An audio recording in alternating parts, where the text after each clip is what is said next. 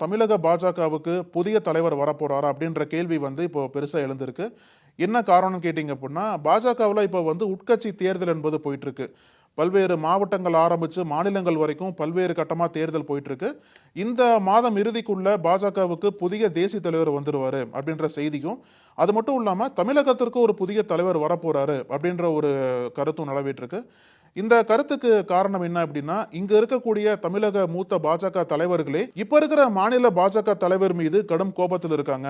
அவரோட செயல்பாடுகள் தொடர்ந்து சர்ச்சையா மாறுறதுனால கட்சிக்கு அவப்பெயர் தான் கிடைக்குது. இவரை உடனே மாத்திட்டு அதிமுகவுக்கு தோதா யார் இருப்பாங்களோ, அதாவது வரக்கூடிய சட்டமன்ற தேர்தலை மனசுல வச்சு அதிமுகவும் பாஜகவும் கூட்டணி சேரணும் அப்படின்னா அதிமுகவுக்கு தோதா எந்த தலைவர் இருப்பாங்களோ அவங்கள இனி தமிழக பாஜகவோட தலைவராக கொண்டு வரணும். அப்படி கொண்டு வந்தா மட்டும்தான் பாஜகவும் அதிமுகவும் கூட்டணி வர முடியும்.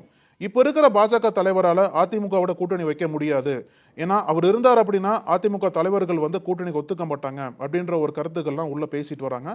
இந்த கருத்தோட நீட்சியா தான் ஒரு மிக முக்கியமான கேள்வி எழுந்தது. என்ன அப்படின்னா, முன்னாள் தலைவர் அப்புறம் 2 மாநிலங்களுக்கு ஆளுநராக இருந்த தமிழிசை சவுந்தரராஜன் தான் மீண்டும் பாஜகவுக்கு தலைவராக வரப்போறாங்களா அப்படின்ற கேள்வி எழுந்தது. அந்த கேள்வி எழுந்த சமயத்துல தமிழிசை டெல்லிக்கு போயிருந்தாங்க. டெல்லியில போயிட்டு பாஜக தேசிய தலைவர் ஜே.பி. நட்டாவோட ஒரு பெரிய சந்திப்பு நடத்தினாங்க. அந்த சந்திப்பு நடந்த சமயத்துல தான் அவங்க சென்னைக்கு திரும்பி வரும்போது பாஜக தலைவராக தான் திரும்பி வருவாங்களா அப்படின்ற எதிர்பார்ப்புகள்லாம் கிளம்பிச்சு. ஆனா அந்த எதிர்பார்ப்புகளுக்கு பின்னாடி என்ன இருக்கு அப்படின்னா, தமிழிசை சவுந்தரராஜனுக்கு பாஜக தலைவர் பதவி கிடைக்காது. ஆனா இன்னொரு முக்கியமான பதவி காத்திருக்கு டெல்லியில. என்ன சொல்றாங்க அப்படின்னா, தமிழிசை சவுந்தரராஜன் கூடிய விரைவில் மத்திய அமைச்சரா நியமிக்கப்படலாம் அப்படின்ற செய்திகள்லாம் சொல்றாங்க.